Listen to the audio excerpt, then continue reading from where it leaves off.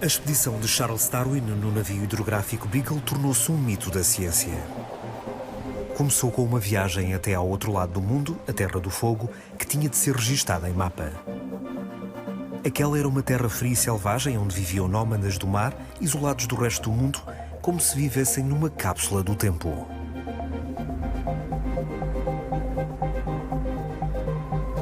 Uns anos antes de Darwin levantar âncora, os britânicos tinham raptado 4 deles que tinham ido para a Inglaterra contra a sua vontade, passando da Idade da Pedra à Idade Moderna.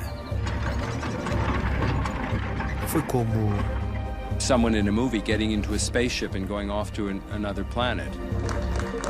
Na Grã-Bretanha tornaram-se uma sensação e para Darwin conhecê-los foi uma obra do destino. Pois sem os fueguinos, o jovem explorador poderia nunca ter desenvolvido a sua teoria da evolução. O seu encontro com eles viria a ser um ponto de viragem fundamental na sua vida.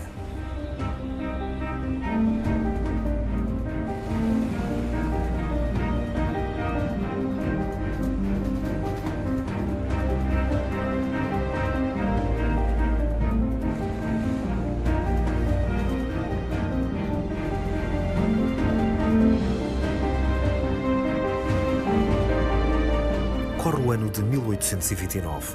Em nome da Marinha Real, o navio hidrográfico Beagle vai a caminho da ponta mais meridional da América do Sul, onde o Atlântico se encontra com o Oceano Pacífico.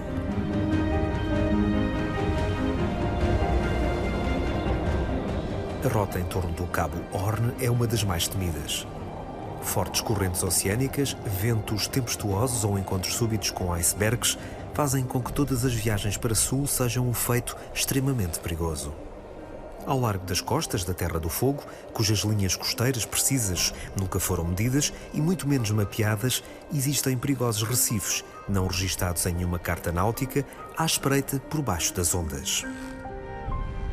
Mudar isto tudo cabe a Fitzroy, o capitão de 26 anos do Beagle. A sua missão consiste em localizar águas seguras, explorá-las e registá-las totalmente no mapa. Tem esperança de que esta expedição seja boa para a sua carreira, mas é uma tarefa gigantesca. A Terra do Fogo é afinal uma espécie de labirinto constituído por milhares de ilhas e canais. Os marinheiros acompanham os engenheiros até este território desconhecido. Fazer o seu mapeamento e medição é uma tarefa muito morosa. Com a ajuda de inúmeros pontos de medição, apoios e um método de triangulação, criam-se gradualmente perfis das ilhas e levantamentos topográficos do arquipélago. Protegido dos movimentos verticais de ar gelado dos cumes das montanhas, o navio-mãe fica ancorado num dos inúmeros canais. O Beagle é constantemente observado pelos nativos. Olham para a enorme canoa dos estranhos com uma mistura de curiosidade e suspeição. Chamam-se a si mesmos Yagan. Ao longo dos canais levam uma existência atípica da Idade da Pedra como nómadas do mar. A sua vida é uma constante luta pela sobrevivência. Esfregam-se com gordura de baleia para enfrentar o frio. As mulheres e as crianças mergulham na água gelada em busca de conchas e caranguejos. Uma equipa de especialistas internacionais prepara-se para rumar à localização original dos acontecimentos daquela época. Afinal, trata-se de uma ligação direta ao passado. Andrew Lambert, professor de História Naval no King's College, em Londres. Maurice Van de Meulen, o antropólogo do Chile. Michael Fitzroy, o descendente do comandante do Beagle. E Peter Nichols, o escritor americano, é acompanhado pelo seu filho Gus. Juntos, viajarão até aos confins do mundo, onde gigantescos glaciares entregam os seus mantos de gelo ao oceano.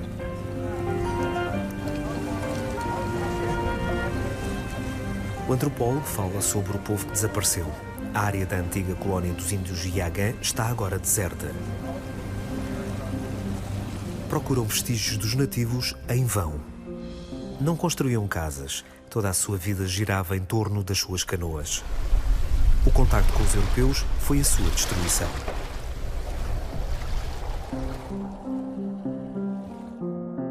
Para lá do poderoso glaciar fica o Estreito de Magalhães, que separa a Terra do Fogo do continente sul-americano.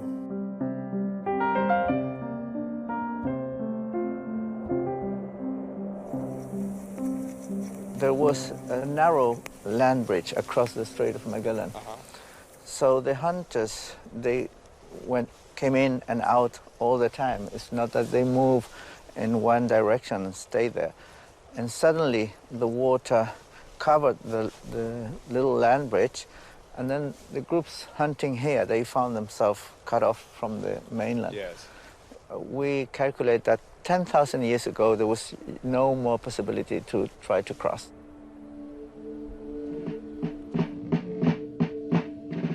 Só muito raramente aqui aparecem estranhos.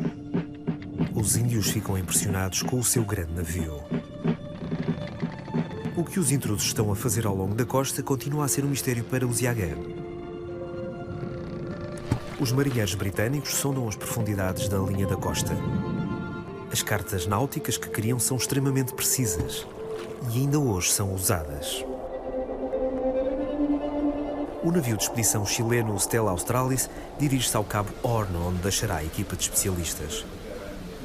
O professor Lambert descreve a importante missão militar do Beagle. The original voyage of the Beagle is about making safe the world's most dangerous navigation. Going around Cape Horn wrecked hundreds of ships and cost thousands of lives. It was a barrier to the expansion of global trade. And in the 1820s, the Royal Navy was sent down here to reduce this difficult and dangerous navigation to order, producing charts that any skilled mariner could follow that avoided the really appalling places where the Atlantic met the Pacific and some of the most tempestuous conditions on Earth. By reducing that to order, the British are opening up the world. They're opening up their own particular kind of world. The British Empire is not territory, it's command of the sea, the ability to use the oceans for trade, for profit, and if necessary, for war. These are the charts that enable the world to be linked up around the bottom end of South America, to open up the South American markets, and to create huge profits in London. Na Terra do Fogo, a tripulação do Beagle faz uma descoberta que é uma grande inovação. Para lá das ilhas glaciares do arquipélago, descobrem uma passagem marítima protegida que liga o Atlântico ao Pacífico. Um canal de navegação suficientemente largo e profundo que permite a circulação de grandes navios.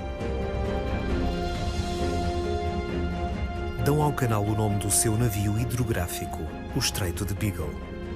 Esta nova rota significa que, a partir de agora, o perigoso percurso em torno do Cabo Horn pode ser evitado. A expedição à Terra do Fogo já é um sucesso.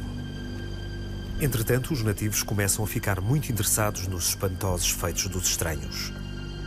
Possuem uma ferramenta milagrosa com que fazem fogo. É um método desconhecido para os Yaghan. Estes nunca podem deixar que as suas fogueiras se apaguem. Pouco tempo depois, o capitão Fitzroy repara. A primeira coisa que roubaram à nossa equipa de inspeção foi a caixa de mecha. Uma pequena caixa de latão com sílex, fire steel e mecha. A caixa roubada revela-se um artigo muito valioso e mágico. Não é caso para menos. O fogo é essencial para a sobrevivência nestas latitudes, como fornecedor de calor, mas também por outro motivo surpreendente, como meio de comunicação entre grandes distâncias. O antropólogo chileno explica ao professor Lambert o sistema de telégrafo visual dos indígenas. They use fires to advise if a ship was coming, but also to different smoke signals to say, for example, that we are in trouble, or a different smoke signal to tell the next islands, I'm going to travel in your direction, so please receive me. It was a complex system of communication, and sometimes you have many fires coming from different islands, and they were all talking each other. Em 1520, Fernão de Magalhães já tinha observado estes fogos nas ilhas, o que acabou por dar ao arquipélago o nome de Terra do Fogo. Desde então, os Yaghan tinham visto muito poucos estranhos. E certamente nenhum que lá tivesse ficado tanto tempo. Em 29 de dezembro de 1829, as tensões atingem o auge.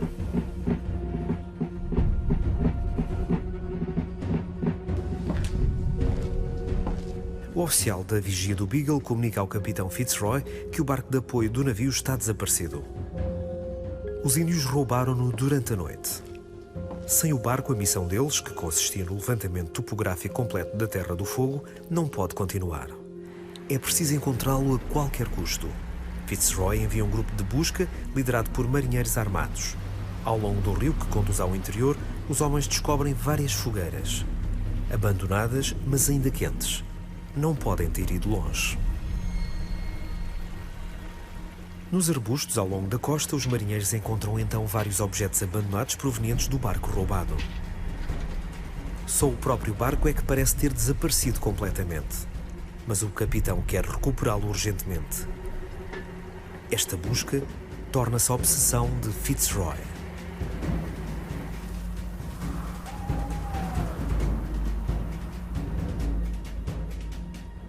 O navio da expedição chilena passa pelo canal onde outrora o Beagle perdeu o seu barco.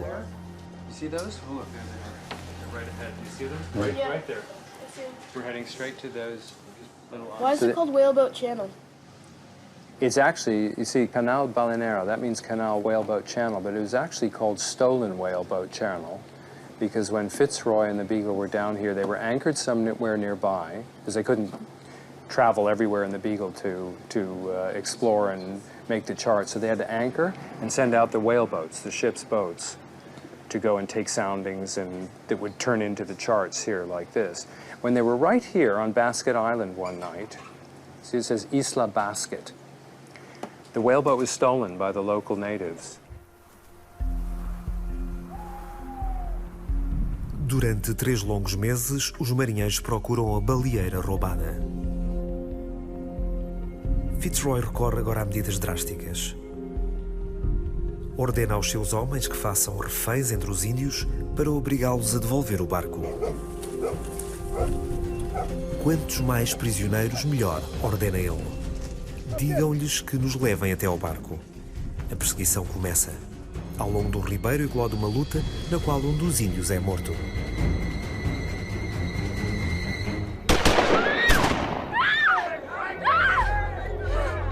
Os marinheiros capturam 3 jovens índios. 2 deles ainda são adolescentes. O que também é muito bom, escreve Fitzroy no seu livro de registro, porque a ligação à mãe é muito mais eficaz do que qualquer número de correntes de ferro. É uma lógica cruel. Fitzroy continua a acreditar que desta maneira pode obrigá-los a devolver o barco.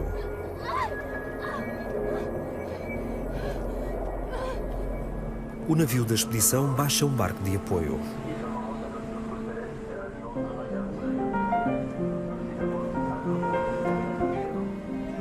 O descendente do capitão Fitzroy está ansioso por chegar à terra. Foi aqui, em maio de 1830, que os homens do Beagle capturaram o seu 4º refém. Um rapaz de 13 anos, a quem a equipa batizou de Jemmy Button. Os peritos desta expedição querem desembarcar na baía Ulaia, a que os Yagans chamam Baía do Siri Azul. O Jemmy Button tinha a tua idade, diz Peter ao seu filho. Jemmy viria a tornar-se uma figura trágica e fatídica para o seu povo. Veem o que a tripulação do Beagle viu outrora. Revelará o lugar o seu segredo? Os índios da Terra do Fogo já não lhes podem contar o que aconteceu, pois já não existem. Atualmente, a baía muito bem localizada de onde Jemmy foi raptado está deserta. O lugar é memorável e impressionante. E não apenas para o descendente do capitão Fitzroy. I think the most hitting thing about being here is that when you sit here now, nothing has changed since 1830s. All the landscape's exactly the same. Talvez porque nunca foi possível transformar este arquipélago numa paisagem cultural. Porque essa se tornou a grande visão de Fitzroy e ele queria que os reféns o ajudassem a concretizá-la. Há muito que desistira do seu plano de trocar os prisioneiros pelo barco roubado.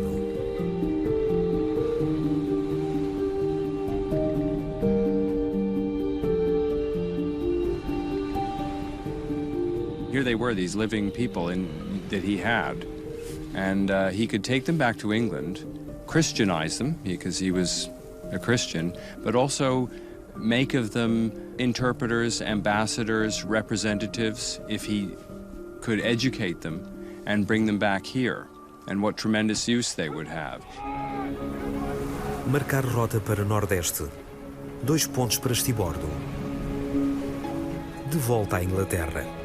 Os reféns estão agora a ser raptados, mas o capitão do Beagle mantém-se firme na sua decisão. Quer transformar os selvagens ímpios em estandartes da civilização britânica e assume o controle pessoal da sua educação.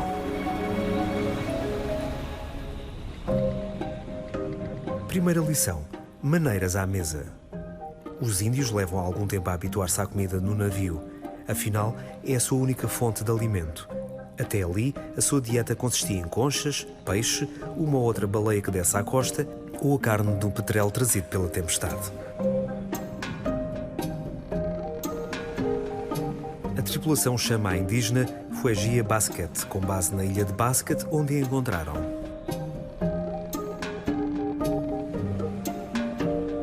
Chamam aos rapazes York Minster e memória de barco devido ao barco roubado, e o mais novo dos 3 recebe a alcunha de Jamie Button. Ninguém a bordo tem grande interesse no mundo de onde os alegados selvagens vieram. Só no século XX é que os etnólogos começam a estudar a cultura e língua únicas do povo indígena da Terra do Fogo, que tinham sido preservadas ao longo de milhares de anos. The Yagan language is very, very specific, and as any language, is a cultural adaptation to a specific territory.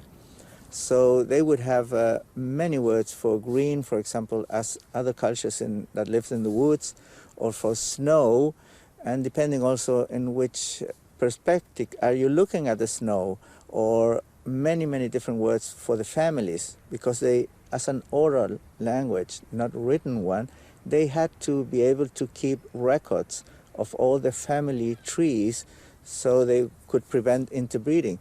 It was very, very specific in many sense, very complex.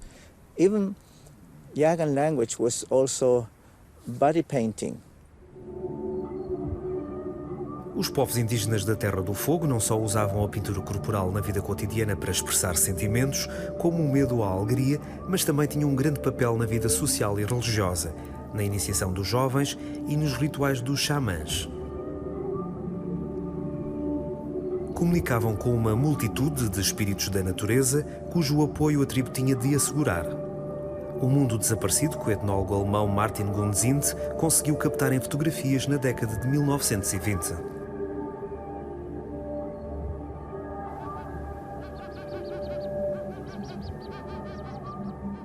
10 meses após o rapto dos índios da Terra do Fogo, o Beagle aproxima-se da Europa.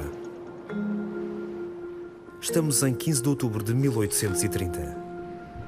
Plymouth, o porto do navio, está a mais de um dia de viagem. O fueguino, a que todos os a bordo chamam memória de barco, tem febre alta e já não responde. Convoca o médico do navio e este fica aterrado. Já tinha visto esta característica erupção cutânea. Não há dúvida de que o rapaz tem varíola.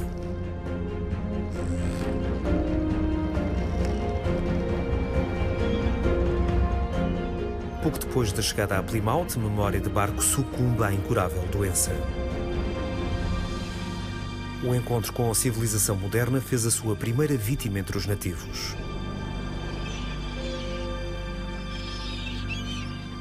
Os marinheiros têm agora vergonha de lhe ter dado o nome com base no seu barco roubado. A tripulação, assim como os oficiais do Beagle, prestam a sua última homenagem ao indígena morto.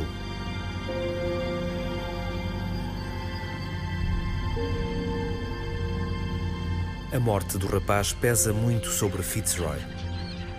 Ele é o único responsável pelo que agora acontecerá aos indígenas. Refere-se agora aos jovens como as suas cargas. Não desiste de tentar civilizar os seus selvagens. Jamie Button mostra-se especialmente ansioso por aprender. O mais novo dos índios mostra um grande interesse pela moda britânica dos chapéus. Terceira lição: uma pessoa só está socialmente apresentável quando está bem vestida. Mas onde em Inglaterra poderá Jamie e os seus companheiros viver no futuro? Fitzroy quickly realizes that the middle of London is no place for these people. They will become freak a freak show. They'll become a circus attraction, and he really doesn't want that. So he moves them out to a quiet suburb of London. Naquela altura, Londres é a cidade de crescimento mais rápido do mundo. Aparecem novas fábricas por todo o lado. Chaminés fumegantes são sinal de progresso.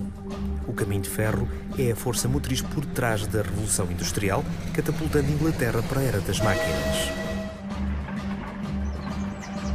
15 km a norte de Londres, junto à nova linha de caminho de ferro, fica Walthamstow. É o comboio das 16h50 vindo de Paddington.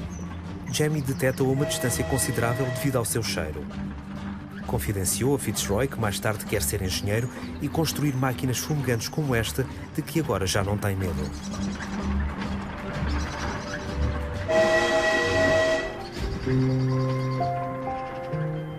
Um ano antes, o nome dele era Orundélico, um nome conhecido apenas na sua baía natal de Ulaia, onde vive o Siri Azul. Estarão agora a fazer as suas 3 irmãs mais velhas e os seus 2 irmãos mais novos e toda a gente da sua família cujas caras já começam a desaparecer da memória dele.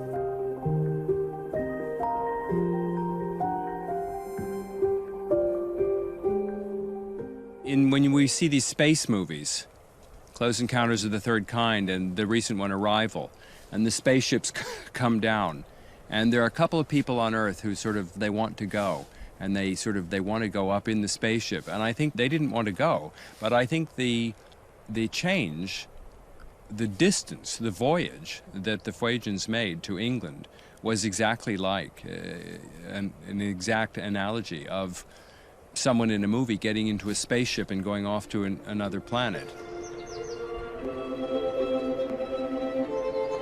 Nem todos ficarão encantados com o planeta alienígena, onde a era das máquinas já começara.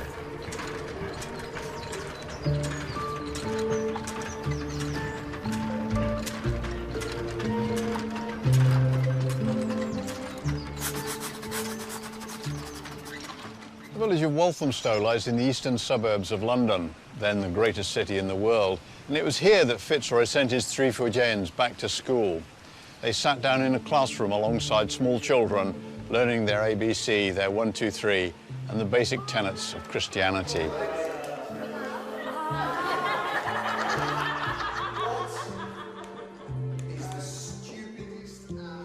Vijaya Basket and Jemmy Button were good students.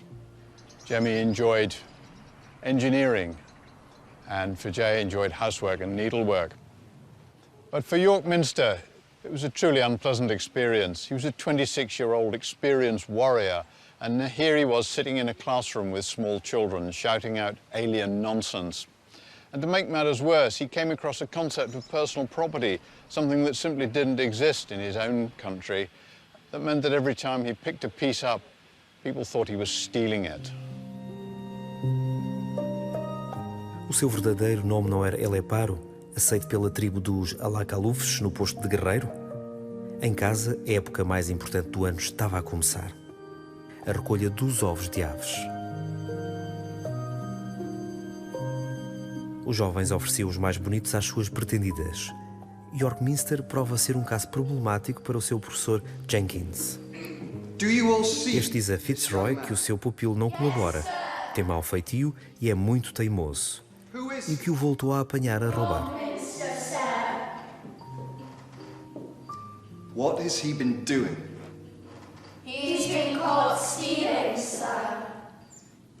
What is it to steal? Precisaremos de muito tempo para o pôr em forma e o ensinarmos a comportar-se como uma pessoa civilizada, o que significa não roubar. It makes me quite upset to see him.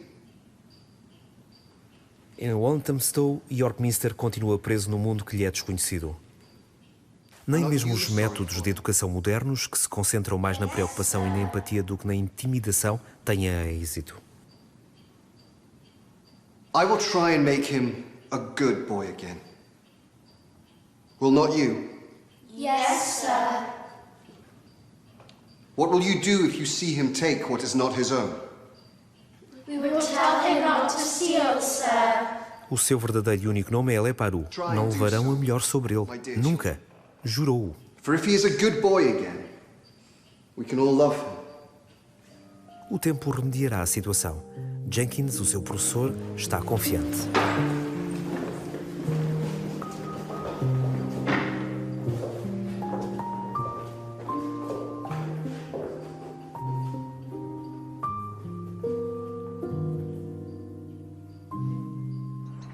Jemmy and Fougere developed a taste for English fashion. They liked wearing the clothes. But for York Minster, things were very different. Under the constant supervision of Schoolmaster Jenkins, this healthy 26-year-old man found it a living hell, and he'd fallen in love. Fougere é a mulher que Eleparu escolheu para sua companheira. Afinal, é a única que fala a sua língua nativa. In the summer of 1831, King William IV, the sailor king, asked to see Fitzroy and his Fugeans. William had a long career in the Royal Navy and was fascinated by tales of exploration, and Fitzroy was the latest explorer hero. For Fitzroy, this was a wonderful opportunity. He could take his savages, he could introduce them to the King and Queen Adelaide, and he would finally persuade the King and the Queen to stand as godparents. They were going to bring civilization of a very British kind to this very distant part of the world. O capitão Fitzroy está confiante de que os seus selvagens civilizados impressionarão a corte real. Fitzroy was very anxious that these people didn't become a common or garden circus show, so they weren't paraded in public, but he did get an audience with the King and the Queen. King William IV was an old sailor man. He'd seen quite a bit of the world. He'd sailed about. He knew the ways of the sea, and he very much appreciated the kind of man that Fitzroy was. So when Fitzroy wants an audience, King is meeting him more than halfway. He's keen to talk to Fitzroy. He's keen to see these people.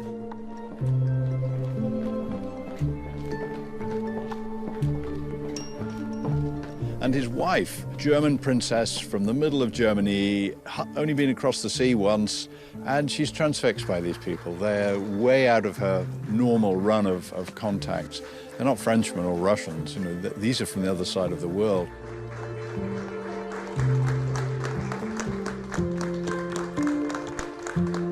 A audiência real excede as expectativas de Fitzroy. Profundamente comovido, escreve posteriormente: a rainha Adelaide ficou especialmente agradada com Fougere. Sua Majestade deu joias à rapariga e até um dos seus próprios chapéus que colocou pessoalmente na cabeça de Fougere.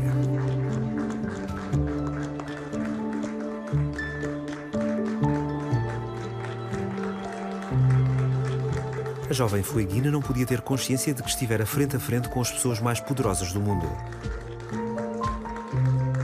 Na altura, o Império Britânico estava a caminho de se tornar a maior potência colonial de sempre, com o reino que crescia de ano para ano, já abarcava todo o globo e juntara pessoas de diferentes cores, culturas e religiões. Sua Majestade, o Rei Guilherme, perguntou-me depois todo o tipo de coisas sobre os fueguinos e o seu país distante, recordava Fitzroy mais tarde.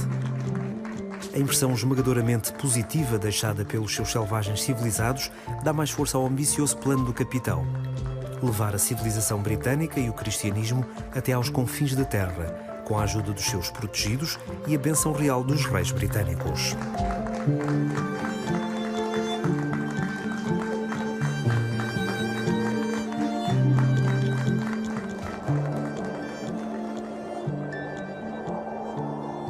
Fitzroy is envisaging them coming back here and improving this land, turning it into a farm, turning it into a cattle run, turning it into a place with houses and a chapel and a priest, spreading the word of God.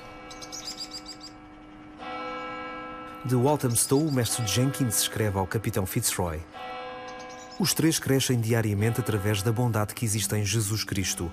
Jemmy, em especial, faz progressos extraordinários. Aprende depressa e está sempre a tentar apanhar palavras e a gramática inglesa. Só Fougere e York Minster me têm evitado e deixaram de falar comigo como Jemmy fala.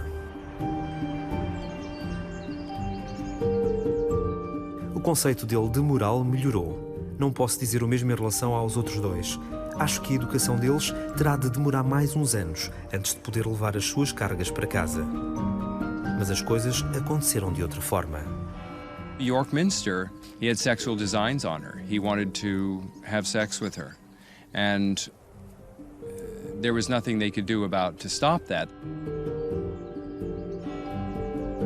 Foggia e York Minster não conseguem perceber por que razão Jenkins está tão relutante em relação a eles. Não têm qualquer intenção de cumprir as proibições dele, incapazes de perceber o que elas significam.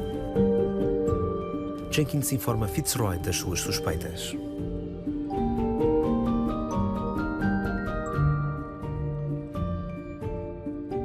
They tried to keep them away, but I think there was an unseemliness about there was this sexual escapade became a source of possible tremendous embarrassment to Fitzroy and the Navy, the Admiralty, and it changed Fitzroy's plan again.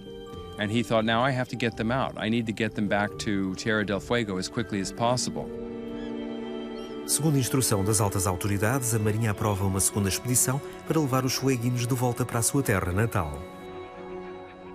And Fitzroy and his uncle were mindful of his, what we would now call bipolar mental condition, that his uncle said, please take a companion, take a gentleman companion, someone whom you can talk to and have there through this adventure. And so Fitzroy put the word out to the natural philosophy department at Cambridge for a natural philosopher. And many people wanted to go. Many people saw themselves going off on this tremendous voyage, an amazing opportunity. And one by one, they felt they couldn't do it. They had families, they had positions, and it also required some money for this position. And so it finally fell to this young undergraduate, 22-year-old Charles Darwin, who was a beetle collector, but training as a country parson.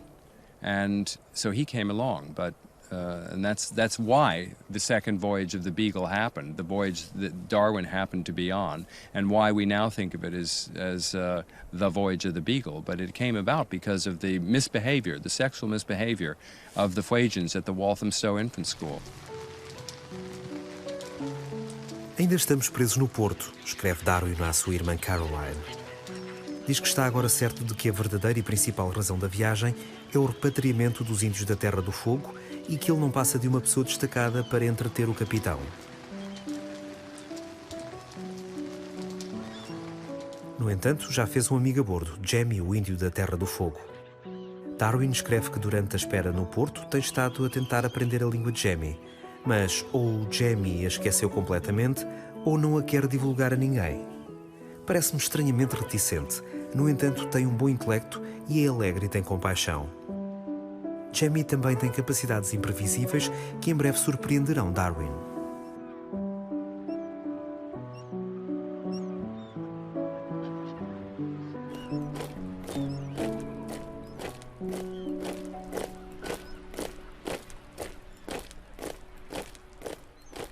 The only man on the ship with some privacy is Robert Fitzroy. He has his own cabin, slightly smaller than this one, and here he is in charge of the whole ship. He has responsibility for everybody on board. He has responsibility for creating the amazing charts of Tierra del Fuego that are the whole function of the voyage south. But with that privacy comes isolation. He's cut off from the rest of the crew by the responsibility of command. He knows that his predecessor in command of the Beagle in Tierra del Fuego had killed himself under the pressure of work. He'd broken down and committed suicide. So Fitzroy brings along a companion, a scientific travelling gentleman who is not part of the Navy, who can unburden his thoughts in the evening, who can discuss the business of the day without risking his command authority. He knows that if he doesn't bring somebody along, he stands a good chance of following his predecessor out of the ship in a wooden box.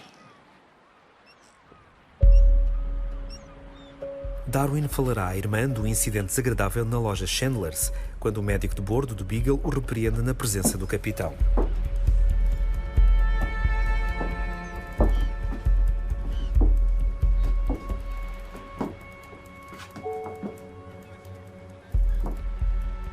You won't get a butterfly net in here, sir. Perhaps in London, by Harley's and Sons. Just to your personal information, Mr. Darwin, there will be just one naturalist on board the HMS Beagle. And this is, like always, the ship's surgeon. And that's me. So far as I'm informed, you are simply engaged as a civilian to have tea with the captain. É neste momento que Darwin decide substituir o médico e naturalista do navio o mais depressa possível. O capitão Fitzroy faz confidências a Darwin, falando-lhe da sua ideia. Quer estabelecer uma missão cristã na terra natal dos índios. Como os primeiros evangelistas da Terra do Fogo, proclamarão a palavra do Senhor aos seus irmãos da tribo.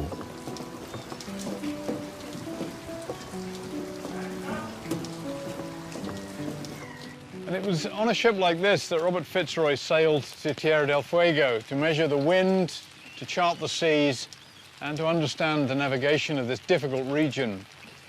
He made sure that the ship was ideally suited to his purpose. It was a brand new ship, but he put some extra touches on it. He raised the bulwarks to stop the water coming in. He fitted lightning conductors to all 3 masts to make sure that a lightning strike didn't destroy the ship. And he changed the rudder to improve the handling of the ship in confined spaces. And now the best thing we can do is go below. Darwin escreve à sua irmã. Está apinhado debaixo do Confés. 73 homens e uma rapariga, que evidentemente gosta de toda a atenção.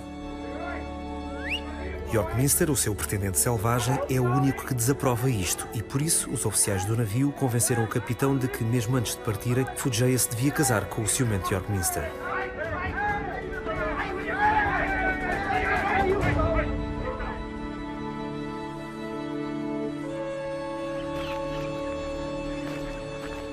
O capitão Fitzroy sobe a bordo. Trouxe com ele um jovem padre para ajudar na futura sede da missão, o reverendo Richard Matthews, que também casará Foodjaya e York Minster antes de o navio zarpar.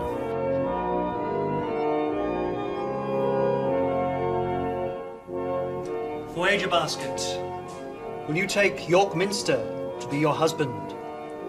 Will you love him, comfort him, honor and protect him, and forsaking all others, be faithful to him as long as you both shall live? I do. Embora a intenção de Fitzroy com este casamento fosse evitar conflitos a bordo, o jovem casal não achou que nele houvesse nada de invulgar. No mundo de onde eles tinham vindo, o casamento para sempre também era uma instituição familiar, tal como os etnólogos conseguiram determinar no início do século XX. Three cheers! Hip hip! Hooray! Hip hip! Hooray! Hip hip! Hooray! Após 4 longos meses de preparativos, em 27 de dezembro de 1831, o Beagle parte.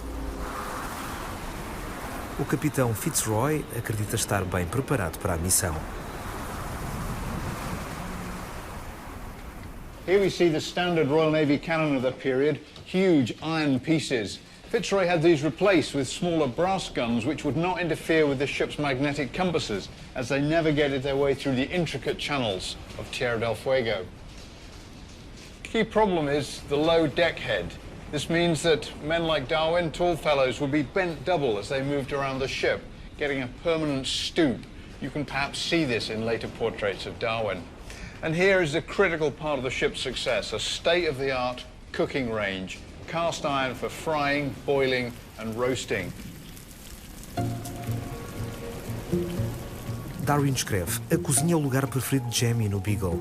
Adora sobretudo panquecas. O índio é encantador e querido por nós todos, confidencia Charles Darwin no seu diário. Só a sua vaidade um pouco exagerada é que parece absurda. Jamie raramente sobe ao convés sem luvas e até a mais leve mancha nos sapatos faz com que ele corra imediatamente de volta para a cabine para os limpar.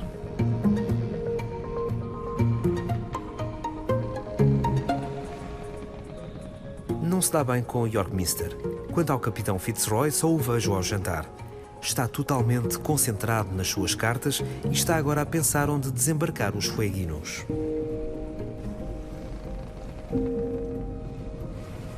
Os benfeitores da Sociedade Missionária da Igreja, registra Darwin, forneceram aos fueguinos todo o tipo de objetos que poderão ser úteis para o desenvolvimento do seu povo. Deram-lhes caixas cheias de artigos de cosmética, terrinas para a sopa, decantadores de vinho e pratos para manteiga. E todo o tipo de outros artigos práticos do modo de vida britânico.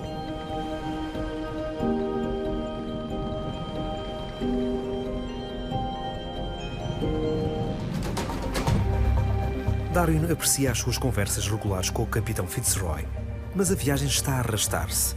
Quanto mais Darwin conhece Jamie, mais espantado fica, porque o índio tem capacidades extraordinárias.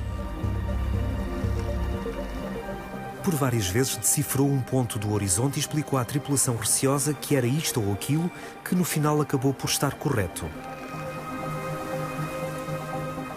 Estamos todos bastante espantados com a visão dos fueguinos, que, segundo creio, é equivalente à de um europeu a olhar por um telescópio.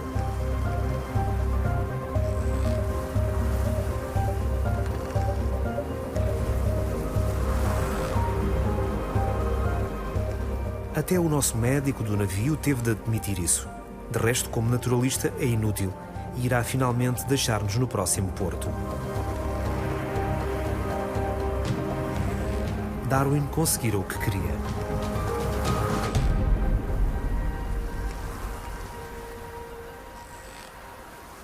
Depois de deixar o médico do navio no Brasil, o Beagle continua a sua viagem para sul. Sempre que Fitzroy lança a âncora, Darwin vai à terra. Afinal, o naturalista do Beagle agora é ele.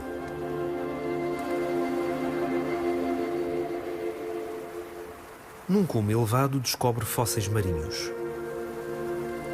Como é que animais marinhos fossilizados podem ter chegado ao pico de uma montanha? O devoto capitão do Beagle responde que certamente foram lá parar com a inundação.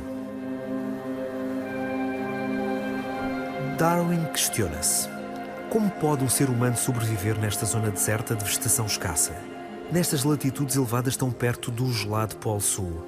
Será que Jamie acredita num ser superior? Estamos em 23 de janeiro de 1833. O Beagle chegou finalmente ao seu destino, a Baía do Siri Azul, a Baía Ulaia. Foi daqui, 3 anos antes, que os homens de Fitzroy raptaram o último dos seus reféns, o índio Jamie. Agora, os que foram deportados para a Inglaterra estão a regressar à Idade da Pedra, vestidos com roupas europeias e equipados com todo o tipo de bugigangas. Como porta-estandartes da civilização britânica, a sua missão consiste agora em converter os selvagens da sua tribo.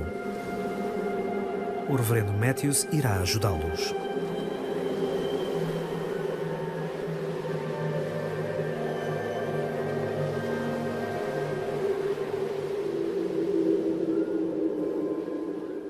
Fitzroy was to bring them back.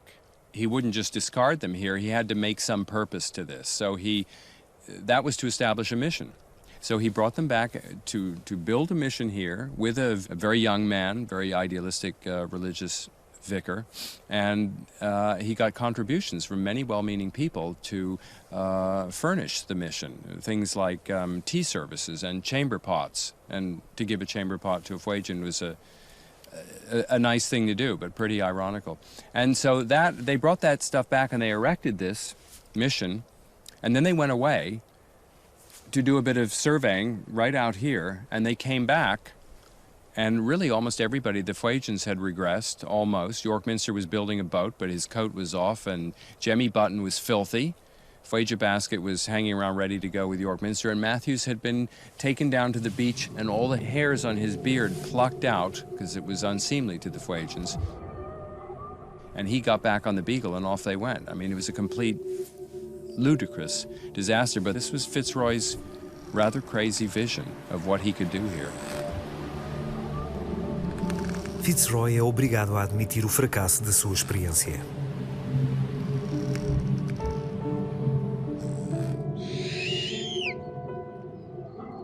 This is obviously one thing that didn't happen before in the whole history of the Yagans. After thousands of years, there were for the first time Yagans that moved out of this territory, went to another world, and they were coming back later. So I can just imagine how would have been that moment when Jemmy Button sit down that evening back in his territory and start telling his family what he went through during years of absence. Fala dos seus encontros, dos presentes e da deliciosa comida do outro mundo. E fica surpreendido por a sua família não o compreender. Jamie fala-lhes em inglês, esquecer a sua língua materna.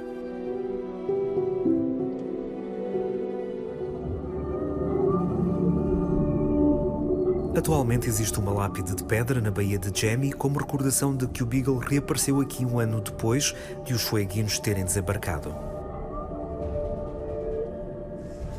So, Michael, this is your ancestor, and not only was he here in 1833, but they came back the year later to see how Jemmy Button, York Minster and Fuegia Basket were getting on. And he was terribly disappointed to find that York Minster and Fuegia Basket were gone. But above all, here was Jemmy Button, thin, naked. When he'd taken him to England a year before, Jemmy Button had his hair cut, he looked really smart, he loved wearing smart clothes, he used to worry if his shoes weren't polished.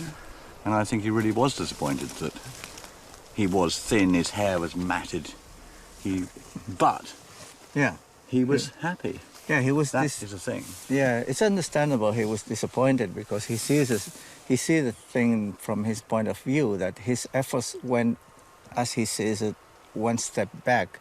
But Jemmy was actually happy. He was a young man. Now he's married. He's back at home. He was healthy. He was fitting into his community. Here is the place where he had a future. So for Jemmy Button, this was happiness. Yes. Yeah. Depois do último encontro com os fueguinos, Charles Darwin começa a escrever um diário, onde se questiona se as condições ambientais têm um papel fundamental no desenvolvimento dos seres vivos. Ainda ninguém suspeita que este jovem naturalista se tornará um dos cientistas mais importantes do século. Estes são os nossos antepassados, registra Darwin, com um sinal de exclamação. O encontro com aquele povo da Idade da Pedra desencadeia pela primeira vez a ideia revolucionária dentro dele de que o homem não se desenvolveu do estado natural para a civilização, mas é ele mesmo o produto de uma evolução natural. O contacto com a civilização destruirá este povo primitivo, previu Darwin. Estava certo. Atualmente, os fueguinos só continuam a existir em filmes antigos feitos pelos missionários europeus que lhes deram roupas usadas para cobrir a sua nudez.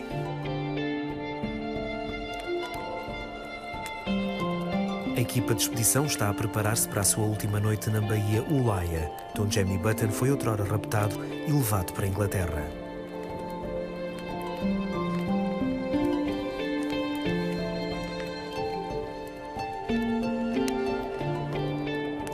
O futuro de Darwin também se decide aqui na Terra do Fogo.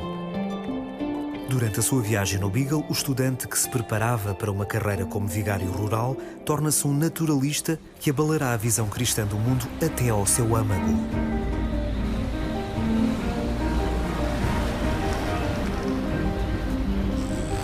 À medida que a estrela de Darwin subia, a de Fitzroy caía.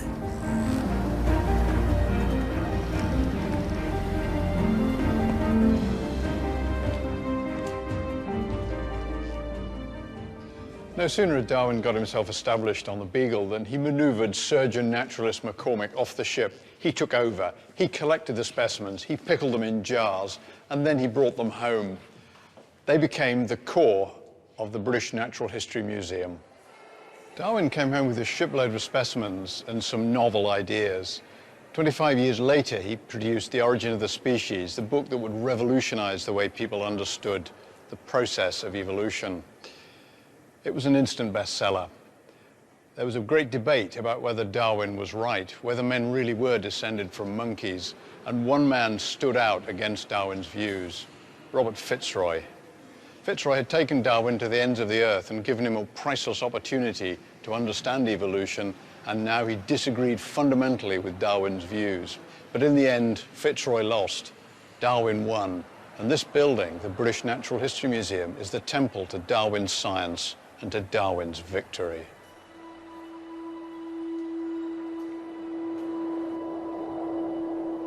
Mas a história de Jemmy Button ainda não terminara.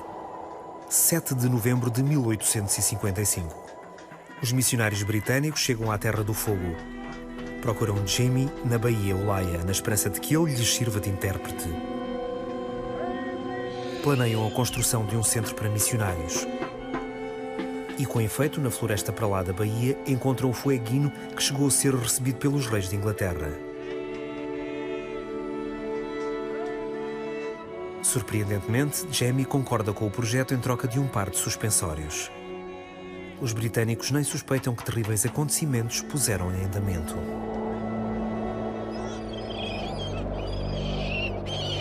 Surge uma disputa entre os índios e os missionários e a recém-construída igreja na Baía de Jamie desaparece em chamas.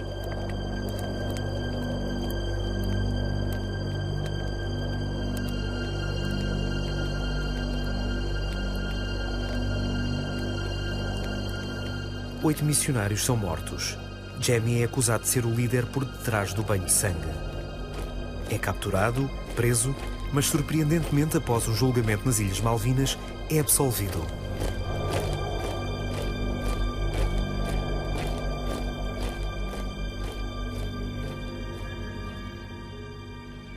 On the very day The Origin of the Species was published, Darwin read in the newspaper about a massacre back in Walaya Bay, where he'd been all those years before. He read that one of the chief culprits was Jemmy Button. This was the beginning of the end for the Fujian people. Within months, Jemmy Button was dead. Darwin and his fellow Beagle shipmates looked after Jemmy's son. They adopted him, but he died young of kidney failure. And they also looked after his grandson, who went back to the school at Walthamstow.